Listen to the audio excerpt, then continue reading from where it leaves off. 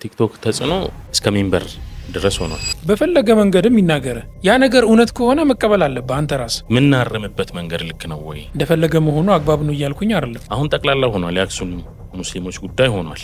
ዛሬ ሂጃብ ከፈቀድንላቸው ነገ መስጂድ ይጠይቃሉ። ምንድነው መሆን ያለበት? አንድ ቦታ ላይ አንድ መስጂድ እንዲሰሩ ብትፈቅዱላቸው ኖሮ በየቦታው ሰው የራሱን ቤት መስጂድ እያደረገ አክሱም ላይ መስጂድ ባልበዛ ነበረ።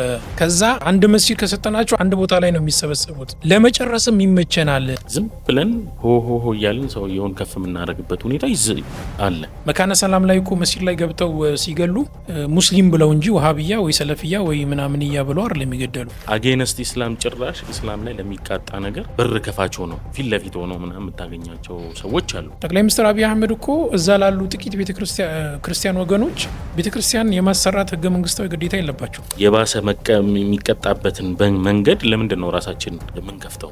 በአቋራጭ የምታገኘው ነገር እኮ ዋጋው አይገባም።